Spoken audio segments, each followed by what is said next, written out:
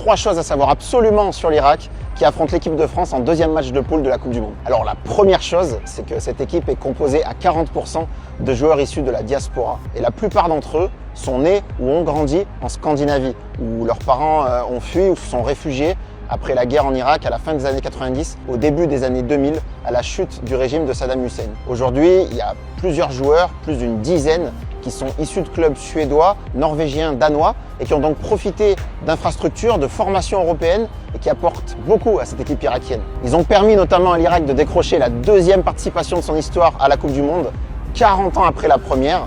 C'est historique pour l'Irak. Le parcours de qualification a été long, accidenté. Ça a permis à cette équipe de se souder. Il faut savoir que sur la zone Asie, il faut jouer plus de 20 matchs pour se qualifier, en plus du barrage intercontinental que l'Irak est allé gagner au Mexique face à la Bolivie. Pour aller jouer ce barrage intercontinental, les joueurs irakiens ont dû faire plus de 20 heures de bus pour sortir d'Irak, parce que l'espace aérien du pays était fermé à ce moment-là.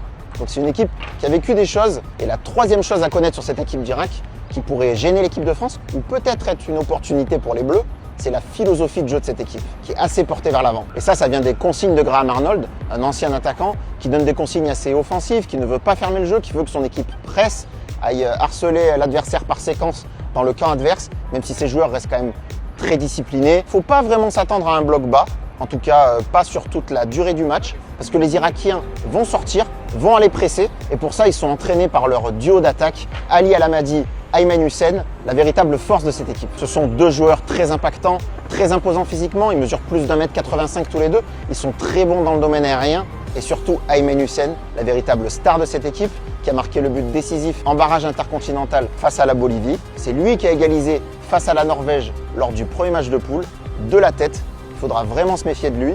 C'est un gros test pour la charnière centrale française.